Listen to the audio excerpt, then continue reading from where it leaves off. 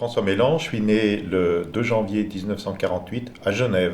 Mais mes parents étaient agriculteurs à Ferney-Voltaire. Mon père exploitait une petite exploitation agricole à Ferney-Voltaire, à la rue de Mérin, juste là où je réside encore aujourd'hui. Alors mon parcours politique, mon parcours d'abord comme citoyen est assez simple. J'ai fait mes études sur Ferney-Voltaire et puis ensuite je suis parti à Bourg-en-Bresse. Et figurez-vous que je suis allé dans un séminaire. Ah, Donc le début de ma carrière était de me consacrer à la religion. Je voulais devenir prêtre. Et bon, j'ai eu pas mal de difficultés. D'abord parce que je me suis rendu compte que ça ne correspondait pas tout à fait à ce que je souhaitais. Et puis deuxième difficulté, c'est que j'étais un peu comique. Je faisais beaucoup le fou, je travaillais assez peu, donc ça n'a pas été très très productif. Donc je me suis retrouvé à abandonner les études séminaristes et de reprendre des études techniques. Et j'ai fait mes études techniques sur Genève, toujours dans la même entreprise. J'ai été engagé dans une entreprise comme apprenti au départ. J'ai fait mon apprentissage. Ensuite, j'ai fait l'école d'ingénieur de Genève. Après l'école d'ingénieur de Genève, je suis resté toujours dans la même entreprise, mais chaque fois dans cette entreprise, j'ai changé de métier. J'ai fait 5 métiers différents au sein de cette entreprise. Et puis en 1977, quelqu'un est venu me trouver à la maison en me disant, écoute, on est en train de monter une liste pour les élections, à Versonnay. Est-ce que tu serais d'accord de faire partie de la liste? Alors, ben évidemment, oui, j'étais partant parce que ça fait partie de mon engagement de toujours de servir. Voilà donc en gros le parcours. Ensuite, ben, j'ai fait mon travail sur Versonnay. Et puis un jour, je suis revenu sur Ferney-Voltaire à la demande du futur maire de l'époque. Et je suis revenu sur Ferney-Voltaire dans une équipe municipale, euh, disons un petit peu, qui voulait réformer des choses, qui voulait changer les choses. Et c'était pour moi un choix de travailler avec eux. alors, les grands moments de ta vie. Alors j'ai plusieurs moments de ma vie qui sont des moments importants. D'abord, mais ces moments, ils ont été marqués par des hommes, enfin par des figures. La première figure pour moi qui est la plus importante de tout, qui coiffe tout, c'est le Christ. Et je suis chrétien, profondément chrétien, mais uniquement chrétien. Je suis très peu attaché sur les dogmes et toutes ces choses-là, et on le verra aussi dans le cadre de la vie politique, c'est un petit peu la même chose. Tout ce qui est dogmatique me gêne énormément, toutes les figures toutes faites, tout ce qu'on peut imaginer de simplification de la vie par les dogmes, pour moi est quelque chose de négatif. Donc c'est la première figure. Et puis en dessous, il y a deux personnages qui sont pour moi extrêmement importants et qui ont marqué mon existence. C'est Gandhi d'un côté et Martin Luther King de l'autre. Alors, ces deux personnages, l'un pour sa lutte justement sur l'intégration de tous les hommes hein, dans une société unique, une société bien intégrée, et l'autre pour son combat non violent contre l'oppresseur, pour cette vie qu'il a menée tout dans la simplicité et contre l'oppresseur. Donc pour moi, c'est un personnage extrêmement important. C'est vraiment quelqu'un que j'ai toujours en point de mire. Et puis, ces deux personnages-là m'amènent aux personnages qui ont fondé mon orientation politique, c'est-à-dire ma vie politique, la ligne politique que je suivais, c'est René Dumont. Alors René Dumont, pour quelqu'un comme moi, qui est plutôt quelqu'un de scientifique, quelqu'un qui essaye d'être logique dans sa démarche, eh bien, on voit aujourd'hui qu'il n'avait pas tort. Quand il s'est présenté en 1974 aux élections présidentielles, il a fait peu, il a fait autour du pourcent de voix, mais il a amené un débat un petit peu différent dans la vie politique. Il a suivi le rapport du Club de Rome qui disait que la Terre était finie, que les ressources n'étaient pas infinies et qu'il fallait davantage de partage entre les peuples, partage entre les gens. Et je pense que c'est vraiment ce personnage-là qui a indirectement, pas forcément, je l'ai pas suivi directement, mais qui a formé un petit peu mon orientation politique. Oui, donc ton engagement social, Mon engagement social et politique. Oui, oui. Alors, ce qui t'a amené à exercer des fonctions exécutives, donc la singularité de ton parcours, c'est quand même d'avoir été plusieurs fois maire et dans des villes différentes. C'est très singulier ça. Oui, ça c'est une chose, mais c'est la conséquence d'un engagement que j'avais pris à 17 ans. À 17 ans, j'étais à Ferney-Voltaire, je suivais mon apprentissage, et j'étais président d'un club de jeunes. On était 80 jeunes à peu près. Et puis ces 80 jeunes, ils étaient réunis régulièrement dans des salles paroissiales, mais en toute laïcité. Il y avait des jeunes de tout horizon, de toute tendance politique et religieuse, et on faisait la fête. On faisait la fête ensemble, on faisait des soirées, des sorties, etc. Donc à 17 ans, j'étais président, donc pas majeur. Il ne faut pas oublier qu'à cette époque-là, la majorité, elle n'était pas à 18 ans, elle était à 20 ans. Donc cette responsabilité-là, en fait, je l'ai assumée avec plusieurs personnes de Ferney-Voltaire, dont une est décédée, mais l'autre est encore en activité aujourd'hui, et qui me chapeautait, qui me contrôlait un petit peu. Mais ça a été pour moi une expérience extrêmement importante, surtout le jour où on m'a expliqué qu'on n'allait pas dépenser de l'argent pour les jeunes à Ferney-Voltaire, parce qu'il n'y en avait pas. Alors qu'est-ce qu'on avait fait? On était venu au conseil municipal, 80 jeunes qui débarquent dans une toute petite salle du conseil municipal, et on a occupé la salle pendant la réunion du conseil municipal, et ça a été pour moi un déclic. De me dire, oui, c'est vrai, il faut se mettre au service, il faut servir, donc ça a été le déclic pour moi. Alors, je me suis présenté à Versonnet, puisqu'on était venu me demander, voilà, on fait une réunion pour savoir qui va se présenter pour être maire. Je n'avais été ni conseiller municipal, ni rien du tout, je connaissais absolument rien à rien. Et comme personne ne voulait occuper le poste de maire, eh bien, j'ai dit, pourquoi pas, je le ferai. Et j'ai appris comme ça, sur le tas, mon travail de maire. Et j'ai été élu 3 fois à Versonnet, pendant trois exercices. Et en 93, parce que c'était pas très facile de passer sur mes convictions, notamment mes convictions environnementales. Et à l'époque, il y avait un gros problème qui, d'ailleurs, existe toujours, perdure toujours, sur une décharge d'ordures ménagères. Eh bien, j'ai démissionné de ma fonction de président du syndicat qui s'occupait des traitements des ordures ménagères. Et puis, en même temps, de ma position de maire, mais là pour d'autres raisons qui sont des raisons plus personnelles, parce que, disons que les conditions du 3e mandat n'ont pas été celles que j'attendais.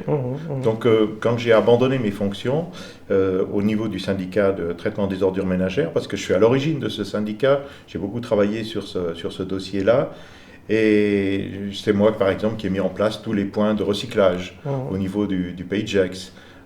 Donc on avait fédéré un petit peu toutes les communes, et en même temps on avait travaillé sur la réalisation pour convaincre les petites communes qu'il fallait se mettre ensemble pour former ce qui sera plus tard la communauté de communes dans les années 95. Mais initialement il y avait tout un travail de préparation. J'ai travaillé également sur le parc naturel du Jura gessien.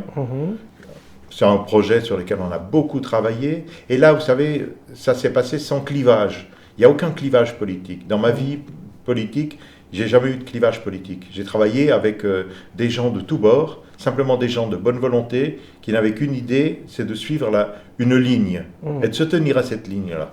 Voilà. Alors, pourquoi l'attachement à Ferney? Alors, pourquoi l'attachement à Ferney? D'abord parce que je suis né, enfin, je ne suis pas né à Ferney, je suis né à Genève, mais mes parents habitaient Ferney-Voltaire.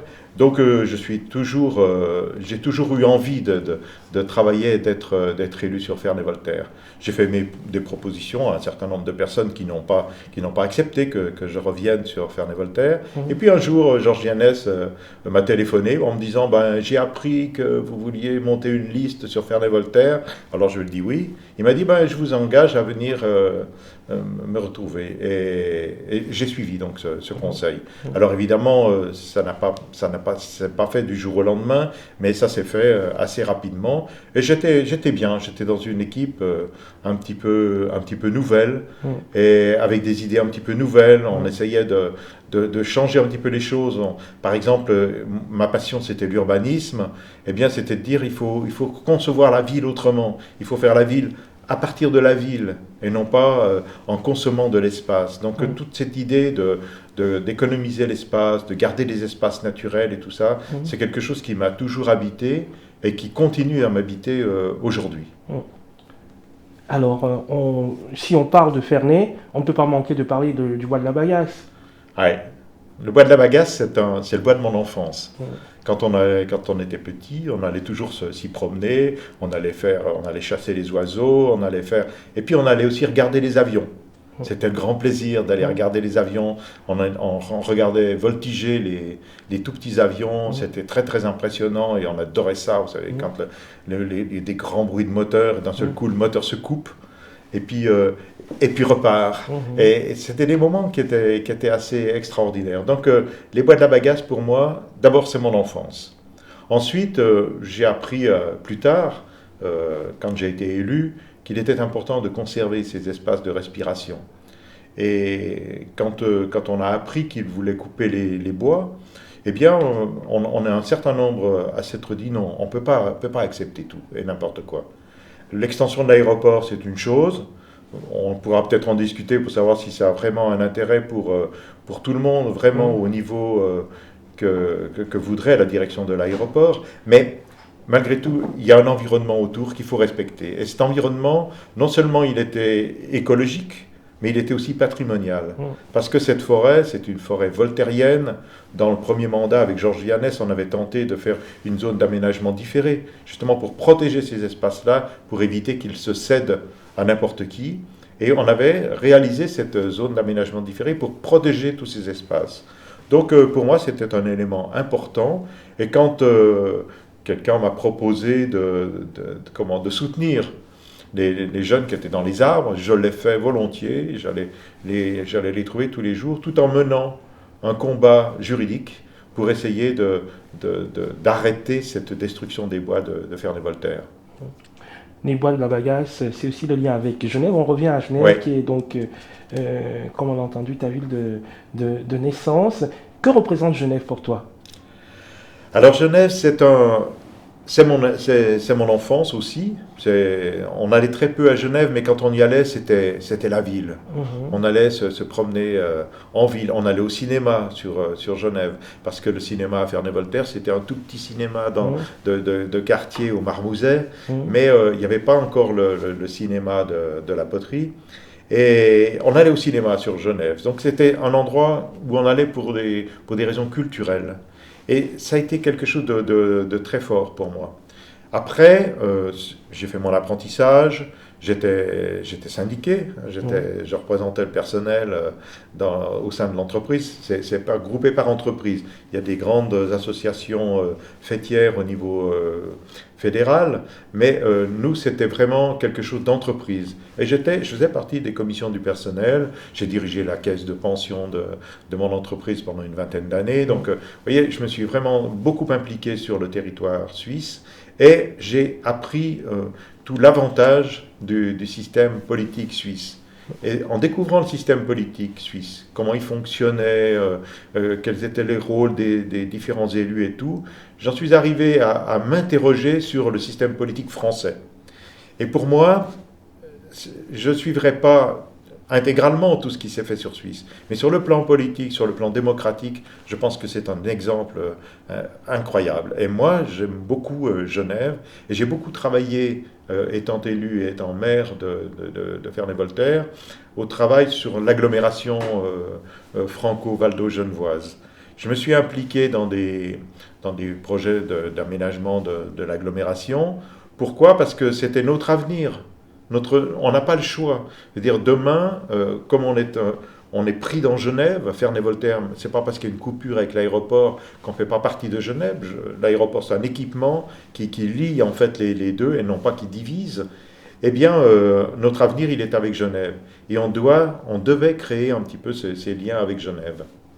Alors, vous voyez, bien sûr, Genève, c'est pas le même poids que nous. Nous, on est des petits poussets à côté. Mais malgré tout, vous voyez, Genève, quand il a besoin de respirer, les habitants ont besoin de respirer, ils viennent dans le Pays de Gex, ils viennent pour faire de la montagne, faire du ski, faire des courses, etc. Donc, ils sont très, très présents dans le Pays de Gex. Nous, on a besoin d'eux aussi pour le travail. Donc, on a essayé de travailler pendant 6 années sur l'équilibre à faire entre nos deux pays.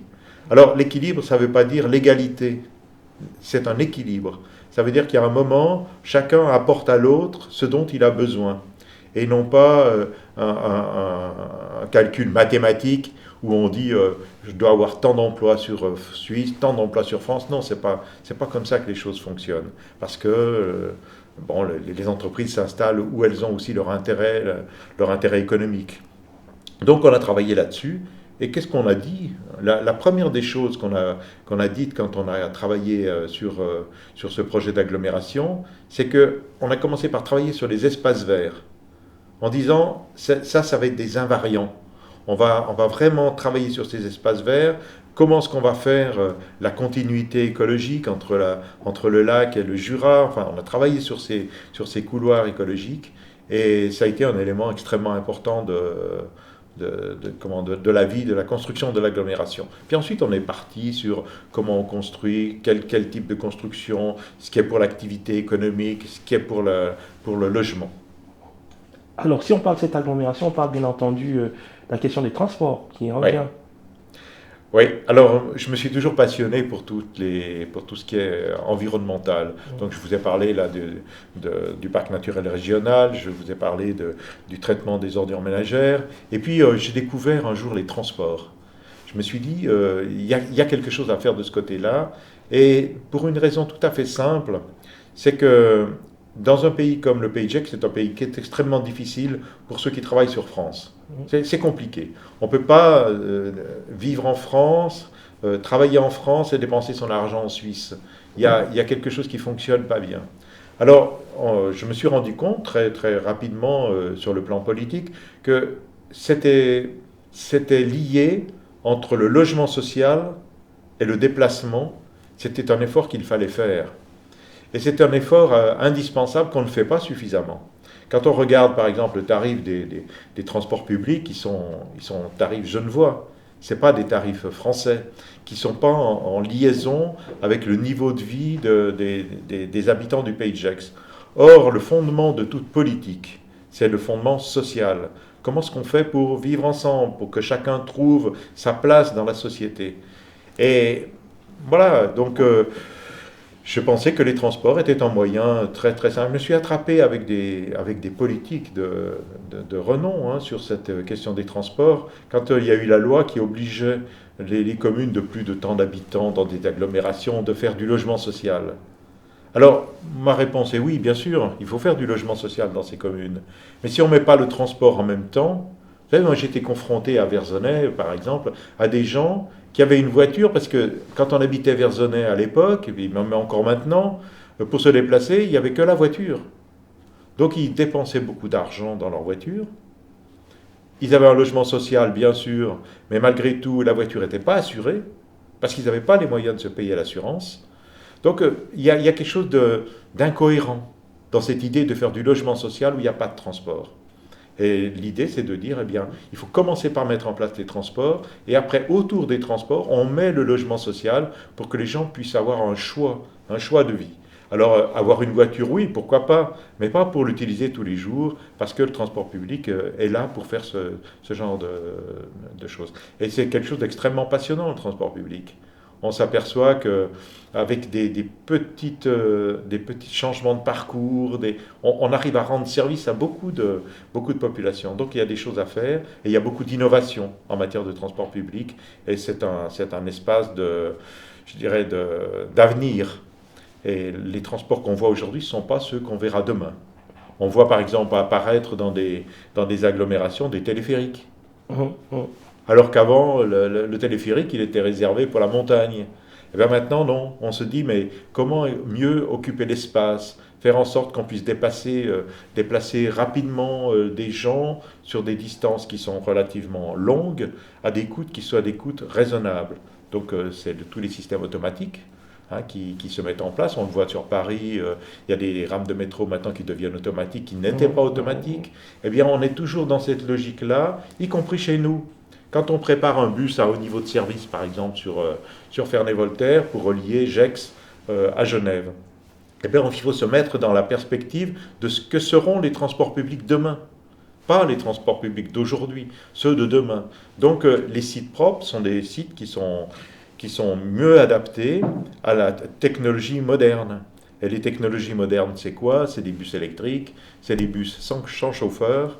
Donc tout ça, ça doit être en site propre et ça doit être prioritaire par rapport au reste de la circulation. Donc pour moi, le transport public a été une découverte liée à la vie de la société et une découverte intéressante parce que vraiment constructive.